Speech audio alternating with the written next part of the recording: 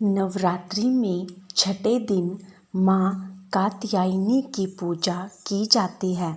इनकी उपासना और आराधना से भक्तों को बड़ी आसानी से अर्थ, धर्म, काम और मोक्ष चारों फलों की प्राप्ति होती है। उसके रोग, शोक, संताप और भय नष्ट हो जाते हैं। भगवान कृष्ण को पति रूप में पाने के लिए ब्रज की गोपियों ने इन्हीं की पूजा की थी। माता के इसी स्वरूप की पूजा की थी। यह पूजा कालिंदी यमुना के तट पर की गई। इसीलिए ये ब्रजमंडल की अधिष्ठात्री देवी के रूप में प्रतिष्ठित हैं। इनका स्वरूप अत्यंत भव्य और दिव्य है। इनकी 4 भुजाएं हैं। माता के दाईं तरफ के ऊपर वाले हाथ अभय मुद्रा में है तथा नीचे वाला हाथ वर मुद्रा में है। माँ के बाईं तरफ के ऊपर वाले हाथ में तलवार है व नीचे वाले हाथ में कमल का फूल सुशोभित है। इनका वाहन भी सिंह है। माँ कात्यायनी की व्रत कथा।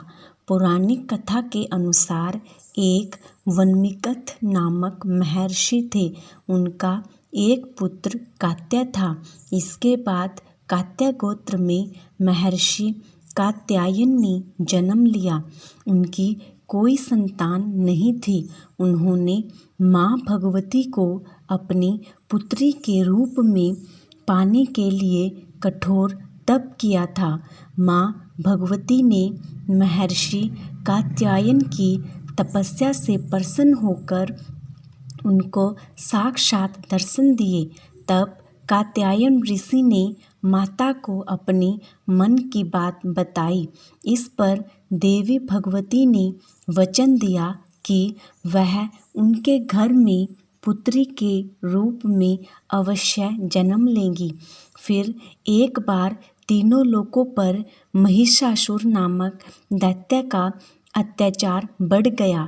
देवी और देवता उनके कृत्य से परेशान हो गए। उसी समय ब्रह्मा, विष्णु और भगवान शिव के प्रभाव से माता का महर्षि कात्यायन के घर जन्म हुआ। इसीलिए माँ के इस स्वरूप को कात्यायनी के नाम से जाना जाता है। कात्यायन ऋषि ने माता के जन्म के बाद सप्तमी, अष्टमी और नवमी 3 दिनों तक माता की पूजा की। तत्पश्चात दशमी के दिन माँ कात्यायनी ने महिषासुर नामक दैत्य का वध कर तीनों लोकों को उसके अत्याचार से बचा लिया। माँ का स्तुति मंत्र है, या देवी सर्वभूतेषु माँ कात्यायनी रूपेण संस्थितान् नमस्तस्यै नमस्तस्यै नमस्तस्यै नमो नमः। जय हो माता रानी की।